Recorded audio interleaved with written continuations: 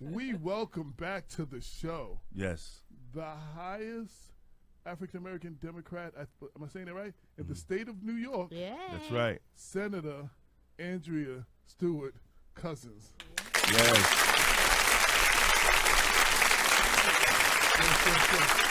I can't take that though because Speaker Carl Hastie. Oh, okay. Right. Okay. Yes. Well, So in the Senate then. in the right? Senate. In the Female. Senate, in the Senate. Female and in the Senate. Okay, Yes. okay. But Carl, we apologize. That's right. That's right. Because he made great history there as Yes. well as becoming Yes. the Speaker of the Assembly. So And for anybody who has the February Black History Edition of Black Westchester, and they turn to page 6, they will see Senator Andrea Stewart Cousins, first woman in New York State to lead a conference in Albany. Thank you. Yeah. Yes. Open it to So that let me page. take a look. Yeah. I'm very, I'm just really happy to be here, and I'm also happy that there is a newspaper, radio, and so on, because the black press is so important. Yes. And as the voices get more and more diminished, as we keep getting our information from maybe just a couple of sources, Right. and the fact is that communities of color are never really Right. covered Right. in any case, At all.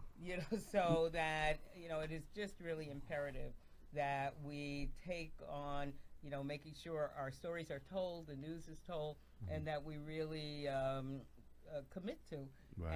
and support the black press, and Thank you. that's why I'm happy to be here. Thank you. And I'd like to thank you for your support. Sure. When we took the bold move to go print in It's a August, big deal. Yeah. a lot of politicians were running, so they all ran ads for their campaign. Sure. But Senator Cousins, even though she wasn't running for anything, took That's out a right. big ad Yes, yes. and we bigged us appreciate up that. about That's the right. importance of us in black press and what we were doing, and then took out an ad in this month's That's paper right. for Black History, That's and we right. definitely appreciate that, the support. Thank you. Especially when we don't get it sometimes from some of the Democrats on the local level, but we won't. That's another story. That's another story.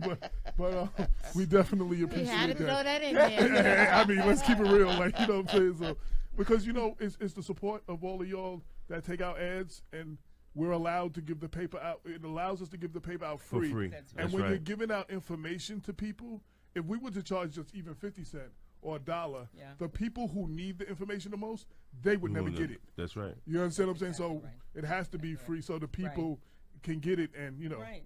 Well, I mean, it's like the county press too, and I'll give Right. out a shout out to the Yes. county. and Yes, we, of stand, we course. stand on it. We stand on the back of the Yeah. shoulders of them. Absolutely. Yeah. Which again is I mean, some of us have paid subscriptions, and Right. certainly I'm proud to have a paid subscription, but the majority are in places, Right. churches, Right. and places where We follow where their model. community- Right. We exactly. drop in the churches. We follow their model. Exactly, Yeah. exactly. It's very, very important, because otherwise, again, the story isn't told, and people don't know what is going on, and they don't know how what is or isn't going on really impacts their lives. Right. And Right. of course, now everybody's kind of woke. We Right. hope, especially after this Election. election. That's right. Like you said, we hope. Yeah. Okay. Because I know there's a lot of people saying stay woke and they still sleep. So Well, yeah. I know, but I'll say there's more woke Woke people, yes. than there were before. Yes. Yes. Yes. Because people just assumed everything was just. Well, he gonna- definitely ripped down the veil. And Yeah. So now we know that government. Oh, what does it matter to me? Sometimes we have a very myopic view of government. If it doesn't answer what you want done at the moment you want it done, then it doesn't matter to me. Right. And people don't understand that housing, healthcare, education, that being able again to deduct your taxes. Right. That's right. you That's know, right. everything that we do is influenced and impacted by the people who are quote unquote governing us. Right. And so even if you had the luxury of believing none of it mattered before this last national election, I think as you see this kind of impact, whether you can sign up a DACA, for a government Right, program right, that right. says you will be able to stay Right. as long as you adhere to these things, and then how government changes and can rip that That's right. right out from under you. Right. And it's happening. Now, Yep. now, And it's happening, and it's happening. You know, even the Affordable Care Act. yes. You know, I mean, people think in a place like New York that we were actually able to set up the exchanges through legislation, but we weren't, because the Republicans in the Senate didn't want to have that legislation, so the governor did it with an executive order. So then when he's not governor, it goes away. It can go away in the Right. same way that you can see Donald Trump That's just right. kind of dismantling the executive orders That's of, right. of Obama. Of Obama. Yeah. That's right. That's right. But You he know. said Obama never did anything. Well, Well, I mean, by the time- I right. mean, well, he's so busy. Oh God. Well, the I point mean, is it's that, mistake. you know, by the time, I mean, in his mind, by the time he gets through, everything He that, will be- that he will- President Obama did or stood for will be in some way dismantled, which is, you know, I mean, it's really so difficult to watch. But also, again, it underscores why you need legislation, you need stuff in law, and, you know, President Obama, and this is Black History Month again, and President Obama, I think, certainly is the first African American president. Not only, you know, broke a barrier that had been, you know, the barrier of this country, but it gave hope to so Yes. many Absolutely, people. absolutely. You know, everybody with your kids and my kids could actually, after his election, say, well, you know, maybe that could be me. That's And- right. Or That's right. or all the things that aren't that Right. could happen in my Right. life, and That's that's right. that's I think That's what right. the whole dream of America is. Absolutely. You know, that that you can you know, make something happen. Absolutely.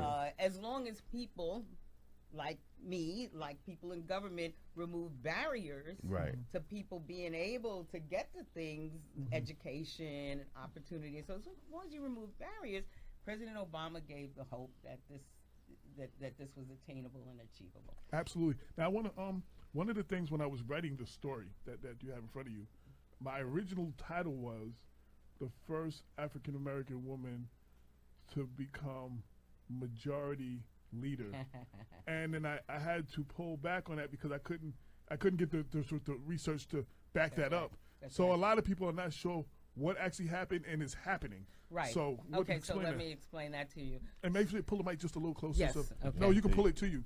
So you know how you can get comfortable. I can do Yeah. that. Yeah. I don't want to be too relaxed. You know, I have a time frame. Last time she was supposed to stay 20, 30 minutes. I know, She took I over the whole know, time. I know. She took off her shoes and I got real know, comfortable. and I was having such a great time because No, you got Simmer's time in you. Yeah, Simmer's time in okay. you. Simmer got you on a She's timer good. this time. Yes, okay, good. Hello, Thank you. Simmer. No, you know, I'm going up to Albany tonight too, and I have to do Well, a bunch thank of you stuff for before. taking the so, time to so stop I by. wanted Yes, to, yes.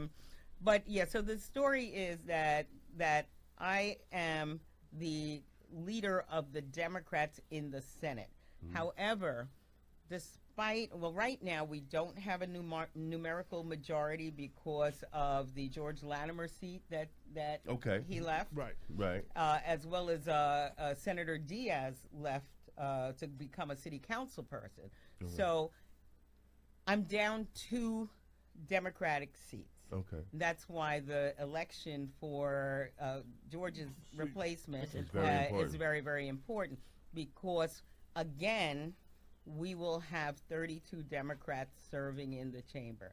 We had 32 Democrats back in 2009 when we took the majority.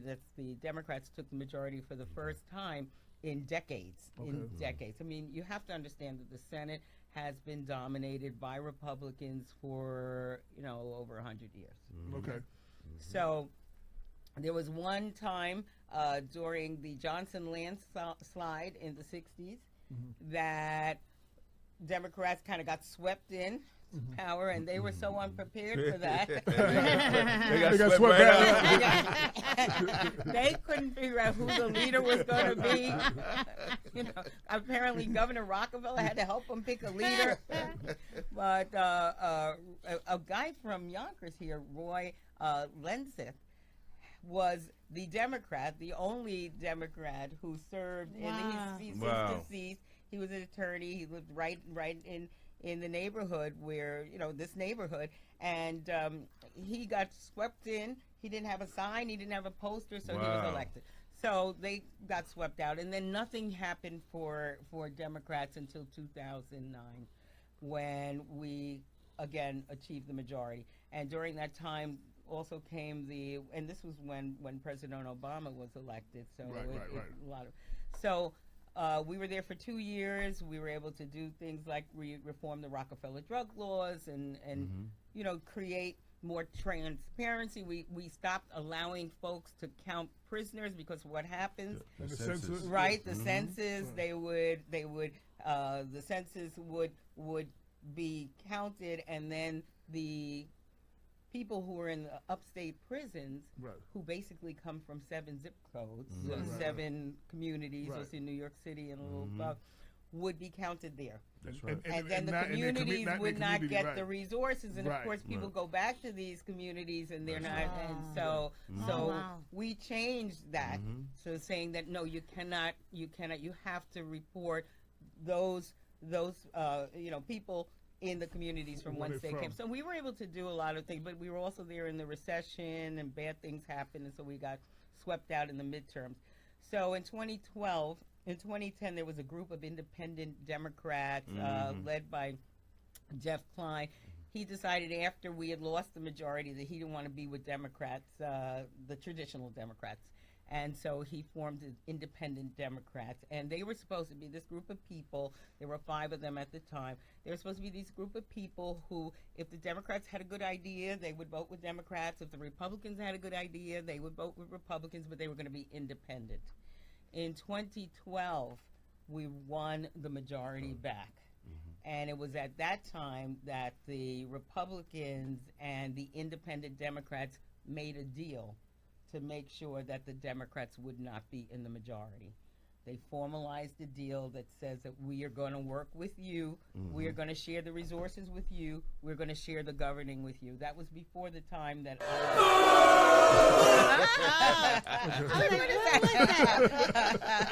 Okay. That's the sound effect, man. It's like, wait a minute, that requires something. That's the Jeff Klein and the IDC. So they set up this deal. So I wasn't the leader at the time, and one of the things that he said initially is like, well, I can't work John Sampson, an African American guy who's since not in the Senate anymore, but he was saying that I can't work with him. So anyway, we have new leadership. I'm the leader. I've been the leader now since 2013, and so we'll come back. But what's happened now is it's gone on for now it's like a 8 long of them time. now, right? There's 8 of them because the newest one that you're kidding. Yes, well, the woman that replaced Adriano, she went directly to the IDC, and there was one. Well, you see, the thing is that they get more resources. You get more resources when you're in the majority. You get more opportunity to sit at the table. But the other things that happen is the things that we continue to push, whether it's election reform, early voting, voting registration, on-the-spot registration, if we're talking about criminal justice reform, if we're talking about, bless you, if we're talking about the things that we are trying to get done,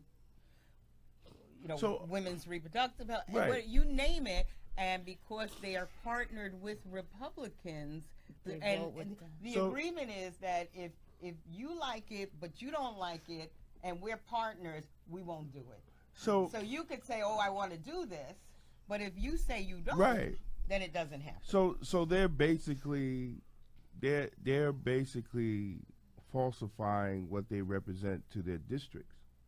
Well, they come in as Democrats, and they work with the Republicans and exclude the Democrats. So even when we get a majority of Democrats in, because this group of people works with Republicans, we can't govern as the majority. And so that's why I don't say I'm the minority leader, because I actually have many more members than they do. Right, so if you're looking at a minority conference, the independent Democrats are the minority. Right. Okay. However, because we are not able to govern as the majority, I can't say I'm in the majority either. But I will just say that the governor at the end of last year decided that this shouldn't go on. And so he put, the state party put out something and asked for me to see if I would accept it on behalf of my conference, and whether Jeff would accept it as on behalf of his conference.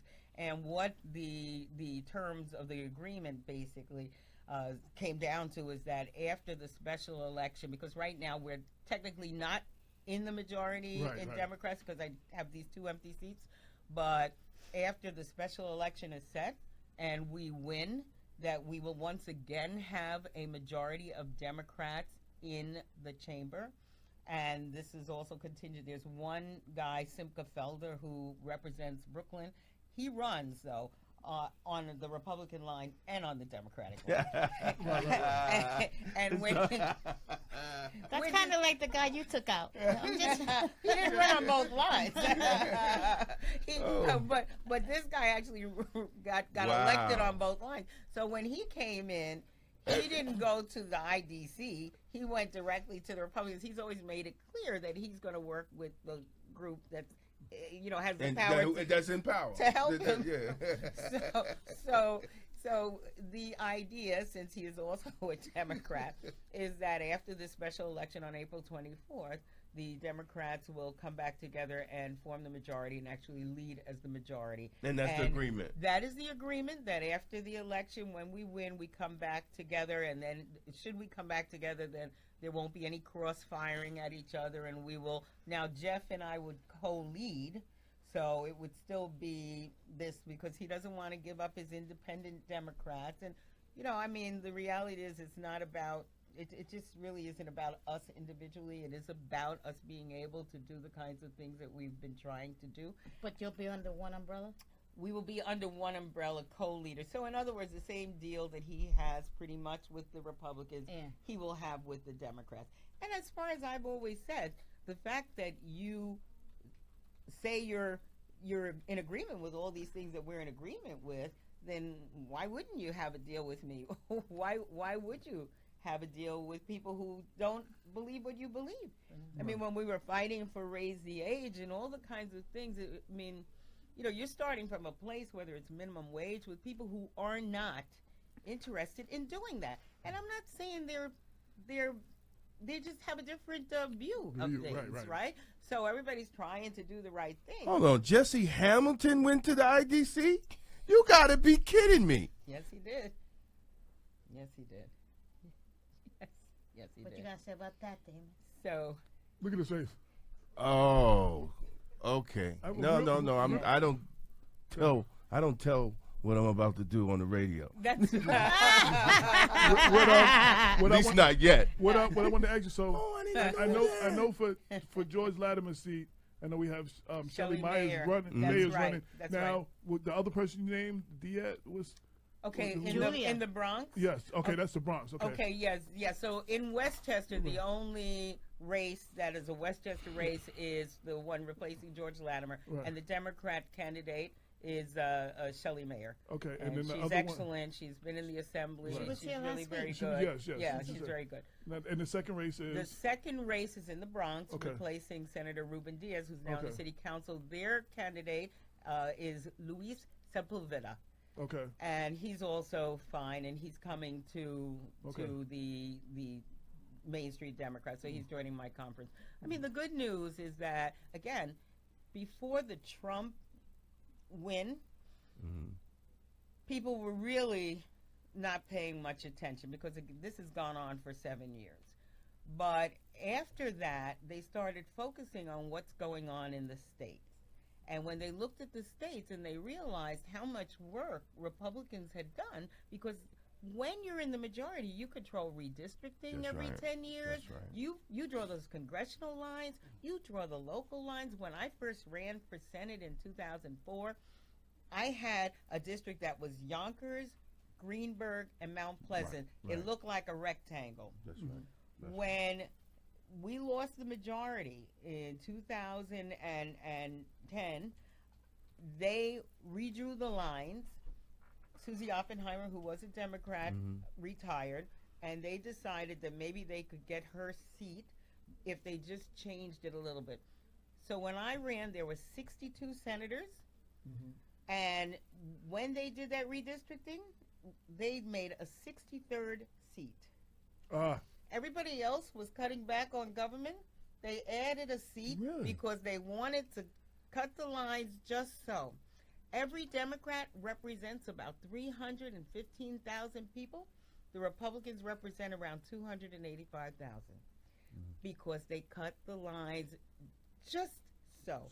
And my district, which used to, as they said, look like a rectangle, and I had one big city, which was the city of Yonkers, was gerrymandered so that now I have 3 cities. I have half of Yonkers, 3/4 of White Plains, and half of New Rochelle. And the other half, again, was the Latimer seat, and when Shelley wins, it'll be her seat. So I have 3 big cities, and then I still have Greenberg and all the rivers, and I also have Scarsdale.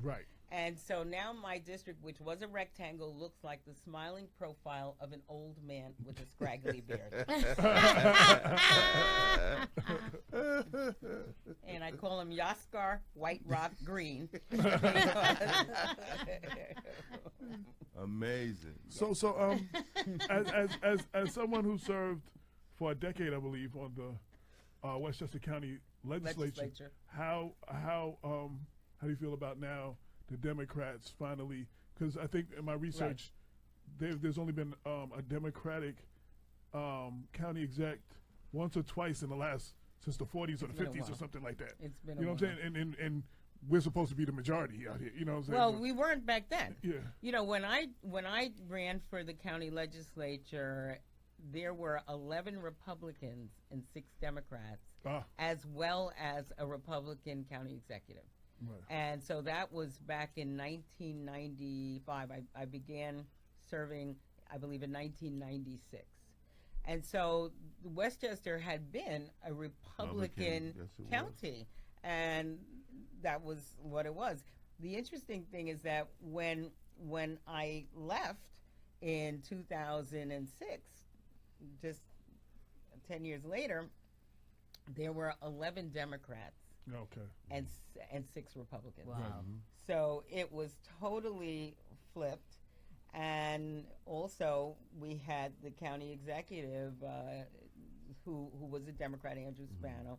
And then we lost it, it flipped back. But now, as you can see, the board is now 12 Democrats, and they've managed with obviously with George Latimer too. And I think it's important to say, because again, I know that our audience is pretty astute, and they understand that politics and government are not one and the same. The thing is, if you do good government, you're doing good politics. Right. And I also have to say, good quote. I like that. it's true. It's true. Yeah, I like that. You know, you do good government, you do good politics, right? Because and I've been able to walk across the aisle and to work across the aisle. But I also do know that there is an ideological difference. There's a reason why I'm a Democrat and somebody else is a Republican. We're seeing less and less of that playing out on a national level, because they used to be the ones who were supposed to be so fiscally conservative, and we were interested in it. And now basically what they're doing up there is just creating more and more debt for our children and our children's children. These are things that they would never have done before, they said. But they were just more interested in the well-being of it seemed to me, the business, corporate America, assuming that if businesses do well, then they'll hire us and they'll hire people to trickle down. It doesn't work. No. It doesn't work. It doesn't. You know, there has to be things in place that act as a safety net for people, that, again, remove barriers, because I remember a time growing up when my possibilities were very, very limited, and my parents were absolutely non-existent. I have one question. Since Dr. Bob's not here, he has a question. Other co-hosts? Sure. He said there's been several successful court challenges to the racial gerrymandering district lines. Are there going to be any challenges here in New York State? Sounds like it violates the one person, one vote principle. Well, we did look at it when it happened to see if there was an opportunity for us to do it. But actually, there is a margin that allows you to stay within, even though it seems extreme. And the reality is that they took it to the absolute margins, but we couldn't challenge it. Okay. But that's why it's just so important too that the federal government continue to take a look at how these elections are playing out.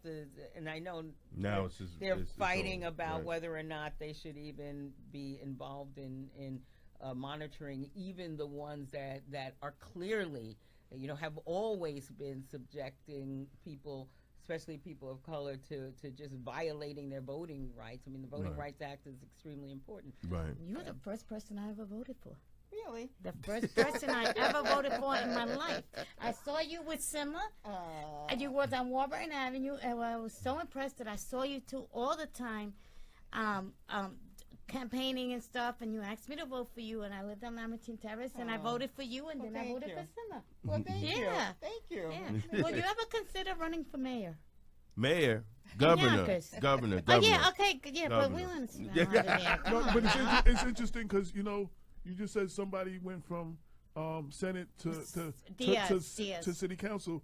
I wrote a piece when George Latimer was running. There were a lot of state that started going to local races. That's right. Mayors, city council. That's I don't know. It was like a change. Yeah. I don't know what that was, but it was something that we hadn't seen before. Well, the city council has term limits, and so there's only but so long you can serve, and then you leave. And a lot of times they make arrangements. Well, I'll come here. The barons did that. Yes. They did that one time in Assembly with Right. Luciano and Yeah. Spano. Well, that was different. Right. I No, don't- they that swi- was different. The Barons switched. That was different. They switched because Charles came up to the assembly and Inez went to the city council because Charles was term limited. Right. And Right. so they basically switched, and that has happened before. The other reality is that a lot of my colleagues look at the dynamics of you don't have to travel to Albany, Right.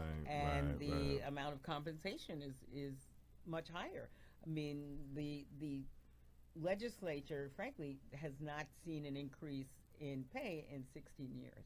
I saw that 16 years, yeah. and when Senator Ruth Hasselhoff Right. was running for mayor. Right. That's when I learned the salary Right. that y'all get. Right. Her and the mayor of Mount Vernon gets Right. 144. Right. It would have been an incredible that's increase, right. and you get to stay home. That's you know right. what I'm saying? So that's yeah, exactly right. So yeah. I think a lot of people look at whatever their possibilities are and figure out how you can best serve and not necessarily, have it be, take a toll on your life or your. Right. So I'm very honored and I really do. I feel blessed that I'm able to do this and try and do it in a way that is not only beneficial to the community, but to, again, giving people hope of what we can do if we're serious about public service. And public service is a calling. And I'm happy. I know you probably being signaled you got to leave. Yeah. So let me just ask one question. So we just had the Westchester Black Political Conference. Okay. Which was a historical thing. Wow. So speak to our listeners of color. What advice would you? Any last words you have? Any suggestions? Any about getting more involved politically? How important our vote and our involvement in politics is? Well, I guess it's only right to leave in the same way that I began, which is that we now hopefully have no question and no doubt about how important elections are, that they matter in every aspect and every phase of our lives. And you're not always going to agree with everybody who's running, and you're always going to want maybe something to be different or whatever, but your voice counts, your vote counts. I mean, it is still the only thing that we can do where Donald Trump's vote and my vote are exactly equal, period. That's right. So as somebody who actually lost an election by 18 votes a while ago, Right, I remember that, right. every vote counts. There's no electoral college because on the national level for the president, it is a little bit different. But on these local elections, they count. You matter. People like me want to engage my constituents as much as I can because it is extremely important that people understand that they can influence outcomes. We don't have a good voter turnout, and that's why I've been pushing the different voter reforms, because we have to allow people access, and that's why early voting is so important. I mean, you can't just say on Tuesday, if you miss Tuesday, then it's too bad. We don't have that kind of life anymore. But unless we start voting, people won't listen. They won't hear. If we start voting, the kinds of changes that we need in order to make communities stronger, to make Westchester better, to make the state better, will start happening because we care enough to participate. I want to thank you for coming and you, for taking your time. Thank you. Can I say something? And as always, Thank you. and Thank also, you. wait, Anytime. DK, and Wait. Also, I before want you to, this is an open door for you. Thank you. When you have something be you back. need to get out, Yes. a message, Black Westchester and People Before Politics are there for you, Thank you. to utilize to get the word out to the people. Because that's another thing, the word's not getting to a lot of the people that it needs to get to. Right. You understand But what I'm saying? And hopefully we're helping to change that. Yes, I hope so, and I certainly support that. I try and be out as much as I can, all of my communities, and again, I have a statewide presence now, so I'm up and down. I'm in Buffalo, I'm in the city, I'm everywhere, but I just think if people just see each of us who are doing these things out in the community, they will get more engaged. So thank you for, again, doing what you're doing. And I want to thank Sima for, I want to thank Sima for help put the ad through and do all the things that she's done. Yes, thank She you. was the Thank you. best. She rocks big time. Go ahead, Lorraine. She's my. I idolize her. Okay. I no. What I want to say is something personal. Yes. 6 years ago, when I went through a horrible time and I was very sick, you did not run away. No, I would never. You do that. held me and you let me cry on your shoulder and you gave me Paul Finer's wife's number and you never turned your back on me, and I'm And look at forever you. grateful to you. Now people are starting to trickle back, but I remember who was there, Thank you. and I thank you for that. There you go. Well, thank you. Like I said, I realize that if we can't bring that kind of love and that kind of support to one another when you need it, what's the point? That's right. You were What there. is That's the right. point? You were so there. That's and right. you have come back, really, you look great. Thank you. So I'm very happy Thank to you. see you. Thank Good. you. Thank you. Thank you for that. Thank you. All Thank right. you. Thank you so much. Thank It's so you. nice to Thank see you. Senator Andrea Stewart Cousins. Yes. Yay. Are you pressing the wrong